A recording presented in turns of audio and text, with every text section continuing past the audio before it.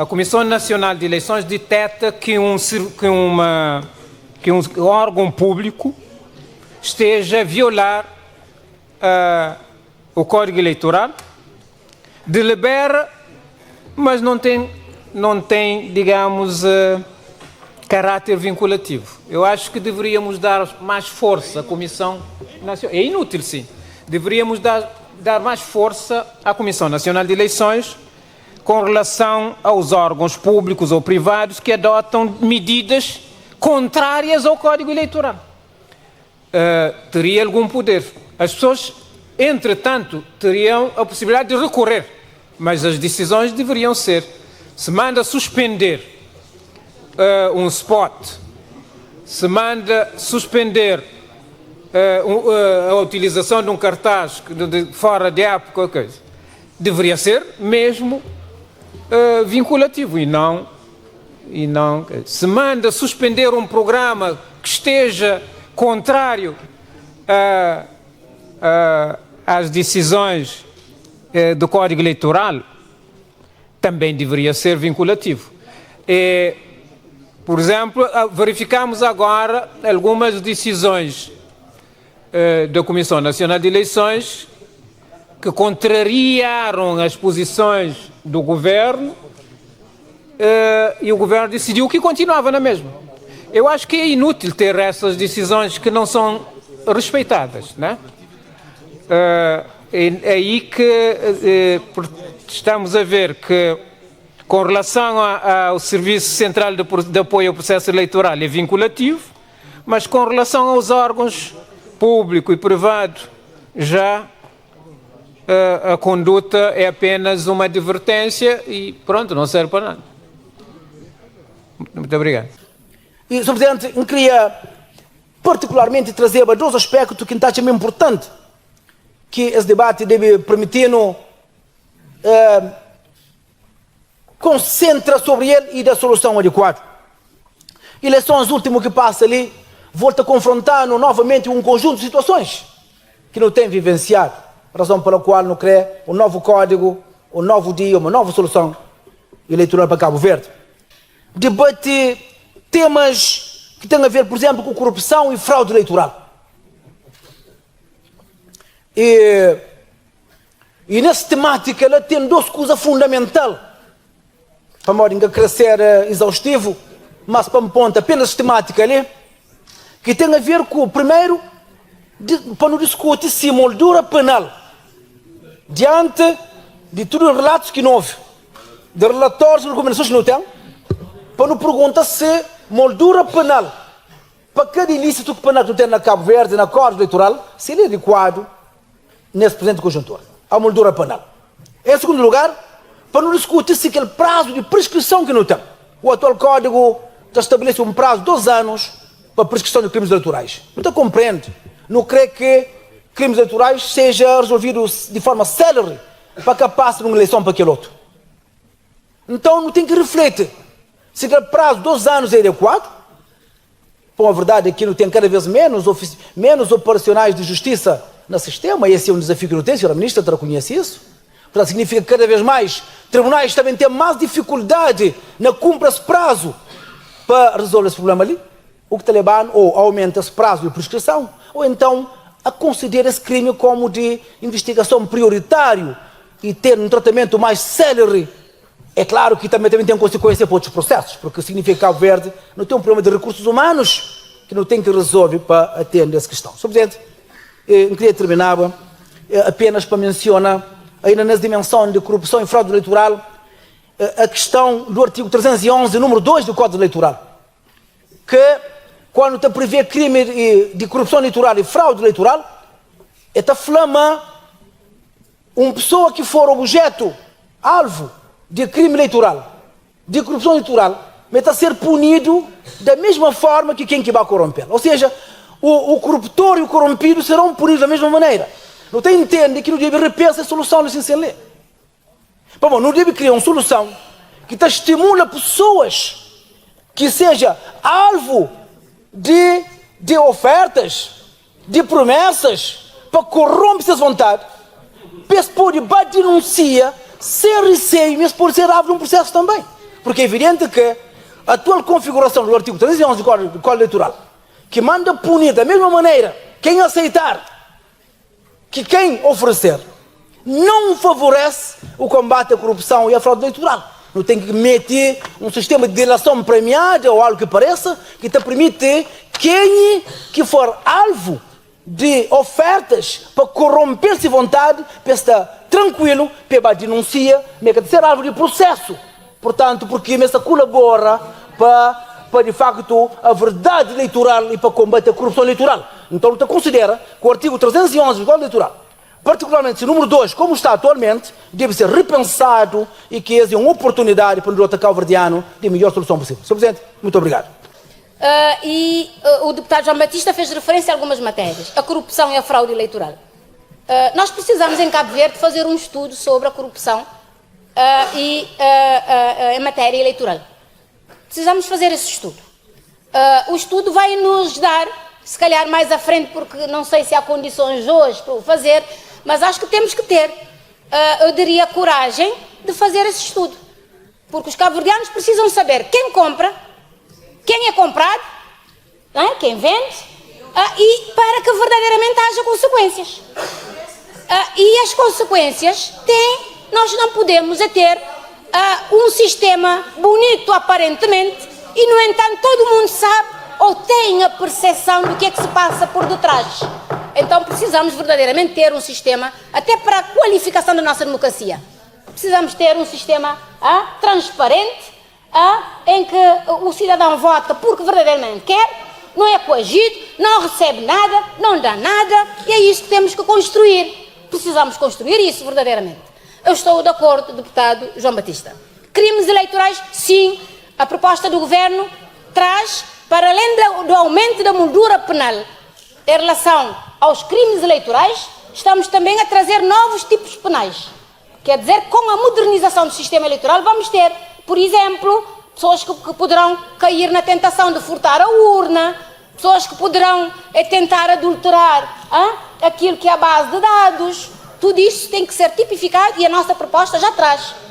Essas matérias estão na nossa proposta. Também está na nossa proposta os crimes, a questão que tem a ver com a prescrição. É verdade, os crimes eleitorais prescrevem-se em 2 anos. E nós, da máquina judiciária que nós temos, normalmente, se o processo não tem, eu diria, não é de investigação prioritário, fica tal como os outros até se chegar o dia. Então, o que é que nós temos que ter? É verdadeiramente a coragem de alterarmos isso. Sendo certo, Sr. Deputado João Batista, estaremos a trazer, aliás, já deverá dar entrada no Parlamento, a lei de organização judiciária, mas, de todo modo, nós estamos abertos em criar soluções para que verdadeiramente esses crimes sejam de investigação prioritária. Queremos que os crimes eleitorais sejam prioritários para que verdadeiramente os prevaricadores possam ser punidos atempadamente e não fugir daquilo que é, eu diria, a introdução de elementos que acabam por viciar o nosso sistema eleitoral. E para isso também nós estaremos de acordo, a questão que o deputado fez referência à dilação premiada, o corruptor, portanto, a pessoa que é corrompida, ela pode beneficiar de dilação premiada, mas quem recebe dificilmente estará em condições ou estará, eu diria, disponível a denunciar. Quem recebe dinheiro, recebe betão, recebe não sei o que mais, não vai denunciar. Dificilmente. Beneficia. Então temos que arranjar um mecanismo.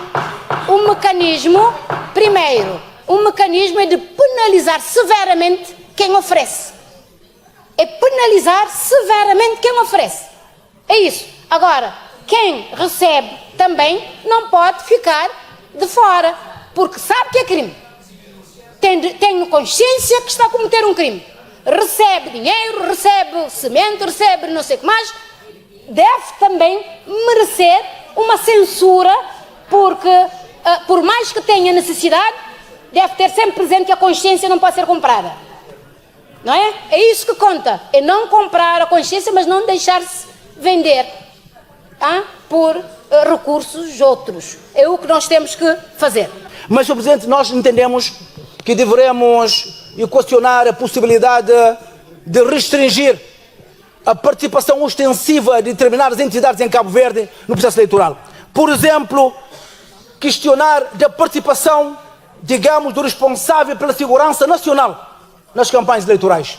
Quando eu vejo o ministro da Administração Interna de Cabo Verde ostensivamente ao lado de um candidato, o que significa isto? Não é? Significa claramente um sinal de intimidação, de ameaça aos outros, não é verdade? Portanto, não fica bem, muito sinceramente, ter um ministro da Administração Interna, das polícias, que tem um papel fundamental na condução do processo eleitoral, estar ostensivamente ao lado de um candidato de pé, ou seja, intimidando uns e liberando completamente outros.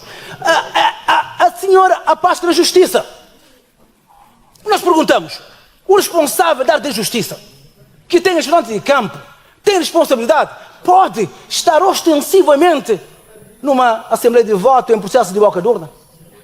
Não estou a referir à senhora Ministra, porque nós sabemos que fez, mas por acaso não estou a referir ao seu caso. Nós estamos a dizer, nós vamos legislar, queremos, portanto, de facto, partir de casos concretos e projetar a solução para o futuro. Concluir, senhora. Terminando, Sr. Presidente, pergunto, por exemplo, se serviços com responsabilidade de relevância no apuramento de processos eleitorais, não é? Se deveriam. Quer dizer, é uma questão, há matérias que a lei não tem que ser a lei a proibir. Terá de ser a ética, porque a lei é o mínimo ético. Não é verdade? Nós é que deveríamos ter essa responsabilidade. Dizer, não, eu pessoalmente não faço, tendo em conta a responsabilidade que eu tenho no processo, no sistema. Portanto, são preocupações, como disse, nós temos de fazer um debate tranquilo, trazer as preocupações todas e depois devolver ao cabo-verdiano uma solução consistente com aquilo que estão a almejar neste momento. Muito obrigado, Sr. Presidente. A ministra Joana não fez boca de urna. A ministra Joana foi chamada pela ex-ministra da Justiça do PCV, que era para subir lá em cima porque havia um problema numa mesa de voto que estava liderada por alguém do PCV que andava a tremer sem fazer muita gente na fila a ir-se embora. Foi isso que a ministra subiu, mas subiu como cidadã. Foi dar o seu contributo, ligando para a CNE, para que a CNE pudesse resolver a situação. Foi isso que se passou, para a informação de alguém que lhe terá passado esta informação. E eu poderia... Não, mas não foi. Eu tenho toda a liberdade de fazer. Mas eu fiz isso porque fui chamada pela dirigente do PCV, ex-ministra da Justiça do PCV, foi chamar-me lá embaixo, fomos juntas ver a situação lá em cima. Foi isso que se passou. Só que a pessoa que lhe disse, o que é que fez? Mandou alguém agora para fazer boca de urna. E mandou um batalhão de 5 pessoas. E algumas até deputados. Eu nem quis me intermeter, nem quis fazer muita coisa, porque eu vi o vosso comissário nas redes sociais a falar, ministra da Justiça, a fazer campanha. Mas eu sou proibida a fazer campanha? E se eu fizesse? Qual é o crime que eu estaria a cometer? Nenhum. Portanto, acho que quis chegar lá, mas eu sei que recebeu esta informação do colega que está na cadeira atrás, porque fez lá uma série de coisas, portanto, acho que é isso que fez. Participação de responsáveis da segurança, senhor deputado, Cabo Verde é um país, já vamos por 50 anos de independência. Há historial de independência a esta parte.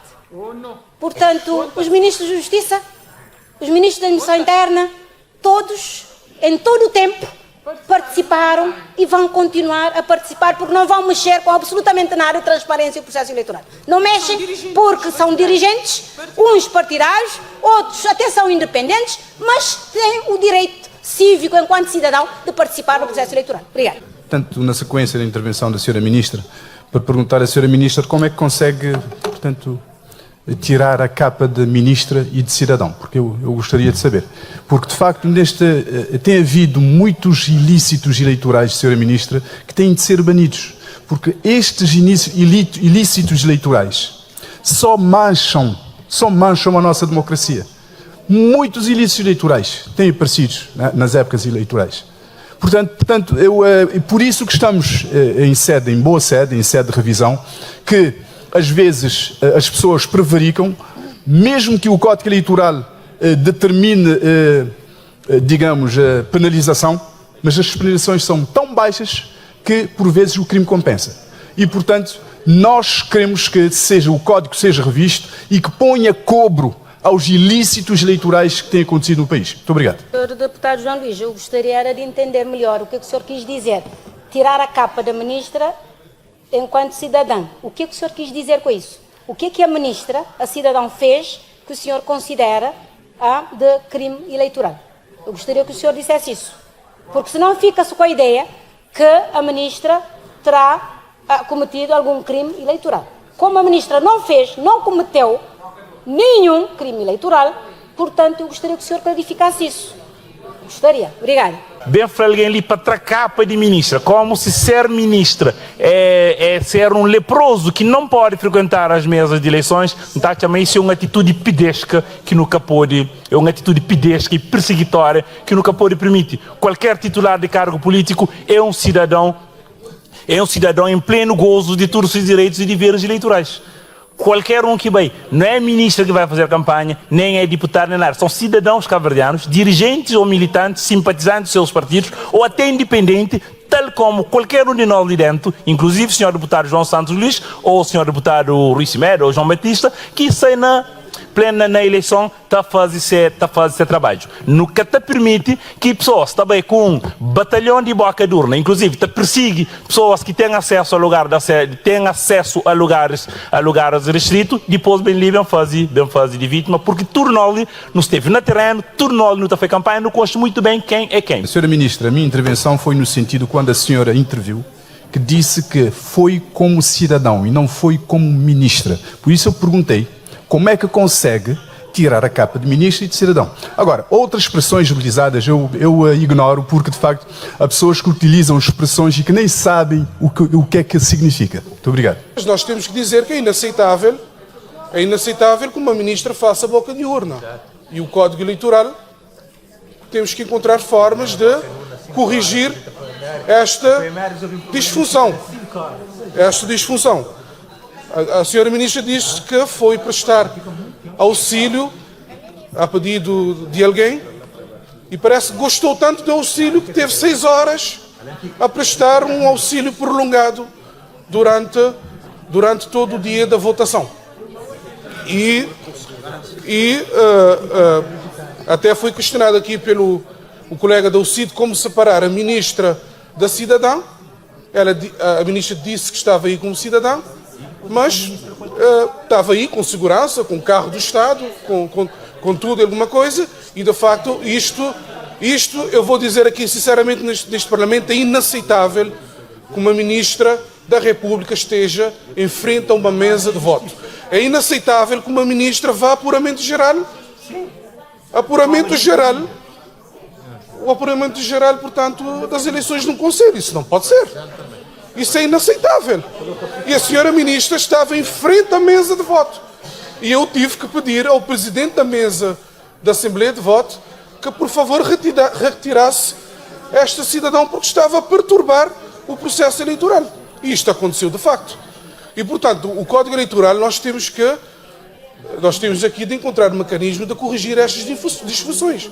E eu acredito que é possível. Mas é claro que isto também tem que passar um pouco pela consciência dos nossos governantes. Tem que passar um pouco pela consciência. Acho que já deveríamos estar a um outro nível de discussão. Discussão sobre o processo eleitoral, como melhorar o nosso processo eleitoral, como melhorar a corrupção eleitoral. Isso sim, acho que é o tema que nós temos que pôr na agenda para combatermos a corrupção eleitoral. Isso sim, é uma matéria que tem que estar na agenda, porque às vezes notamos, como dizem, há pessoas que dão com pedra, escondem-se e vêm e surgem como os mais íntegros, os mais menos intocáveis, e no fundo verificamos, todos nós sabemos quem é quem anda a fazer o quê, onde, como, sabemos. Portanto, eu só deixo esta recomendação. Nós estamos aqui para discutir o Código Eleitoral. O que é que poderemos melhorar para evitarmos a corrupção eleitoral, para garantirmos cada vez mais a transparência eleitoral, para que as pessoas possam votar, sim, livremente, sem interferências e sem pressão e sem benesses ou troca de favores. É isso que nós todos temos a obrigação de trabalhar para a integridade cada vez mais do nosso sistema eleitoral. Obrigada. Relativamente a ilícitos eleitorais, também devemos ver se não encontramos uma outra solução que não seja a total sobrecarga da Comissão Nacional de Eleições. Até agora, a CNE tem estado a reunir para dirimir queixas apresentadas nas últimas autárquicas. Nós já fizemos as eleições, já temos os resultados e a CNE continua, portanto, a apreciar queixas apresentadas, portanto, não tem nenhum efeito. O que significa que tem havido uma sobrecarga que tem que ser resolvida, se calhar, numa outra instância com maior celeridade. Quando falamos desses fenómenos de condicionamento da consciência do eleitor por via de dádivas, designadamente de órgãos com poder executivo, entenda-se o governo e as câmaras municipais, e nós sabemos que isso ainda é uma verdade. Durante a campanha eleitoral, pelas autárquicas, houve câmaras que fizeram doações em dias que não haviam feito em anos. Isso é aceitável? É evidente que não. Isso condiciona a consciência e a liberdade do eleitor? É claro que sim. Devemos adotar medidas para pôr fim, para mitigar, para reduzir ao mínimo estas situações? Evidentemente que sim. Nomeadamente, pode-se cogitar se deve resumir a proibição de inaugurações e de lançamentos de primeiras pedras, que é uma meríssima formalidade. Porque não se permite a inauguração, o que é que a Câmara faz? Abre a porta do edifício, estão todos convidados. Não é inauguração, estamos a dar utilidade a esse edifício. Portanto, materialmente é efetivamente uma inauguração. Depois anuncia que já há financiamento e vão começar as obras tais. Materialmente isso é lançamento de uma primeira pedra. Portanto, nós temos que ver como sobrepor a materialidade à mera formalidade. Temos que ver e avaliar se o Executivo não deveria entrar em gestão até à posse do novo Executivo, limitando-se a fazer aquilo que é estritamente necessário para o funcionamento do órgão. Pagar energia, água, internet, salários e pouco mais. Em matéria de ilícitos eleitorais, abordamos ontem, portanto, nós temos um problema neste momento, é que o prazo de 2 anos para prescrição tem-se revelado insuficiente para que os prevaricadores sejam efetivamente punidos. O Governo propõe neste momento que se atribua um caráter urgente a esses tipos de processo. Nós também colocamos sobre a mesa a possibilidade do alargamento desse prazo prescricional. Seja como for, Sr. Ministro, o que nos preocupa neste momento, quando olhamos para o quadro dos magistrados em Cabo Verde, não é? Que, como o Sr. Ministro sabe, de 2016 esta parte tem decrescido continuadamente, sendo que nós em 2016 tínhamos 64 magistrados, aliás, é o número atual que nós temos hoje, praticamente 9 anos depois, temos o mesmo número que tínhamos em 2016, quando não é o compromisso, a exigência, nós aumentarmos os recursos humanos nos tribunais. Porque, neste momento, se nós dotarmos esses crimes de caráter urgente na investigação e julgamento, outros processos ficarão prejudicados, não é? Os processos normais estarão sempre a prescrever, porque os tribunais estarão a concentrar-se nos urgentes por força da lei, mas não conseguirão dar vazão aos demais, porque o problema é outro. O problema tem a ver com a insuficiência de recursos humanos, insuficiência de juízes, procuradores e oficiais de justiça nos tribunais cabo-verdianos, como demonstra de forma contundente o último relatório sobre a situação da justiça em Cabo Verde. Portanto, Sra. Ministra, devemos, sim senhora, ponderar alargar o prazo de prescrição, eventualmente dar caráter urgente, mas não descurar esta questão da insuficiência de recursos humanos nos tribunais cabo-verdianos. Muito obrigado, Sr. Presidente. Nós congratulamos com o aumento do prazo de prescrição de crimes eleitorais de 2 para 3 anos. Mas tendo em conta a experiência atual em relação ao problema da morosidade da justiça, temos dúvidas que, portanto, ainda assim o prazo de 3 anos não seja manifestamente curto. Por isso estamos a propor à Sra. Ministra, nessa proposta do Governo, que, portanto, quando se trata de eleições legislativas, que o prazo seja de 5 anos e quando se trata de eleições autárquicas, que o prazo seja de 4 anos. Exatamente porque, portanto, por causa da morosidade que ainda nós temos, portanto, no nosso setor de justiça. Muito obrigado. Temos sim necessidade de discutir a questão dos ilícitos eleitorais, a questão de prescrição. Podemos sim discutir a questão que tem a ver com as insuficiências de meios.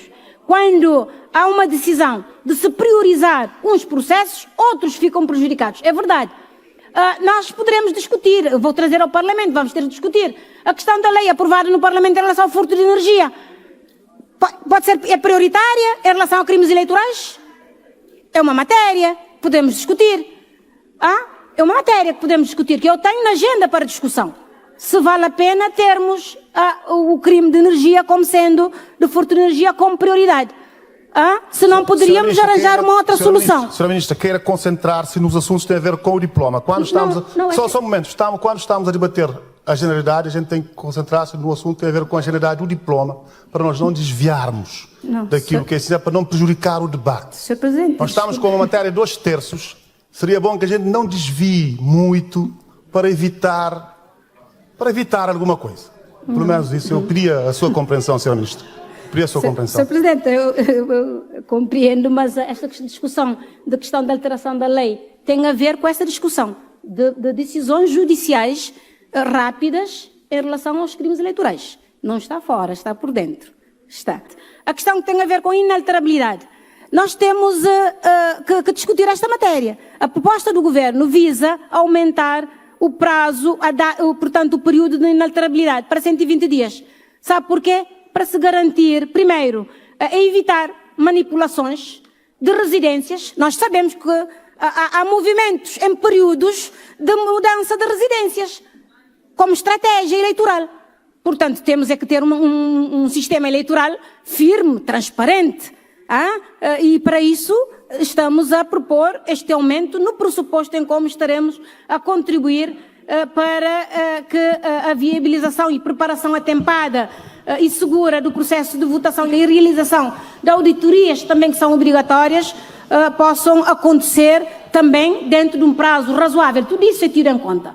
Não é só questão de movimentação, portanto, para as eleições, para a mudança de residência, mas também para uma melhor preparação de todo o processo eleitoral.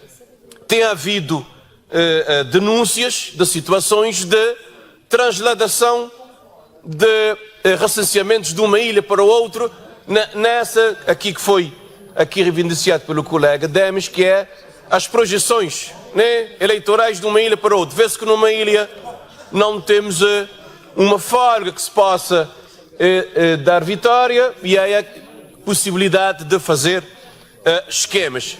No anterior Código Eleitoral, se não me engano, o eleitor devia apresentar junto da CRE uma declaração, acho que tinha que ser passada pela autarquia local, que devia constar e dizer que aquele cidadão residia pelo menos 3 meses naquele município. Acho que foi descontinuado, embora podemos colocar também em causa até a veracidade daquela declaração. Pronto, não queremos aqui lançar nenhuma suspeição. Então aquela declaração, com certeza, se calhar, diminuía alguma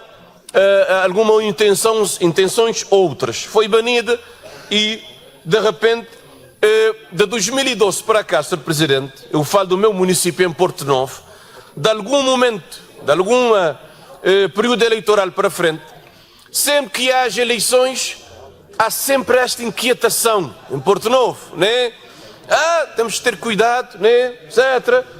Situações em que pessoas de outras ilhas possam vir recensear, posso ir em Porto Novo recensear, por causa disso, aquele outro, e vão apontando responsabilidades a certos atores políticos. E isso causa, agora na eleição também autárquica passada, reinou esta coisa, o sistema, o nosso lá MPD entrou em polvorosa com certas notícias que pairavam no ar, né? E não estou aqui a querer acusar ninguém, mas aquilo paira no ar e os sistemas entram em polvorosa. Então, com estes dispositivos que estamos aqui embora estamos aqui na generalidade, mas já a proposta que nós temos, que já penso que já há cerca de 1 ano e 2 que temos aqui no Parlamento, de certa forma vai eliminar essas inquietações e, de certa forma, práticas que possam, como disse no início, subverter e desvirtuar o que é realmente o pensamento do povo cabo-verdiano e a população de cada ilha em função do seu voto e da sua decisão e do partido que ele quer que esteja a governar o seu concelho e o país de forma em geral. Gente que se vê ao espelho quando fala de condicionamento. Gente que se vê ao espelho quando tem práticas arraigadas de comportamento relativamente aos eleitores. Arraigadas. Quando tem práticas que já foram ao tribunal.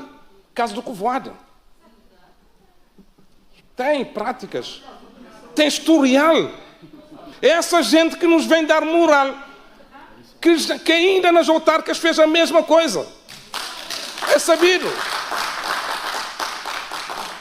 Que compra bilhete de identidades das pessoas. Sim, sim. É sabido. É essa gente que nos vem dar lições de moral hoje, neste momento e neste Parlamento. Os senhores vêm-se ao espelho permanentemente com essas práticas que são vossas, arraigadas, historicamente situadas no tempo. É isto que acontece. Obrigado. Mas quando se retém o bilhete de identidade, quer dizer que a pessoa não pode votar? Não pode. Pois, não pode. Tem que ser candidatura contrária. Claro. Fazem mapeamento. Há especialistas dos partidos que contabilizam, veem o número de eleitores, têm cadernos. É um trabalho sério, é uma especialização. O pessoal já tem um mercado bem estudado, este mercado de voto. Mas se eu compro, se eu retenho 50 bilhetes de identidade, portanto, são porque menos 50 zonas, eleitores. Na Ilha de Fogo, penso, em Santa Catarina, foram 100 votos de diferença. Em muitas câmaras, muitas localidades, foram 300 votos.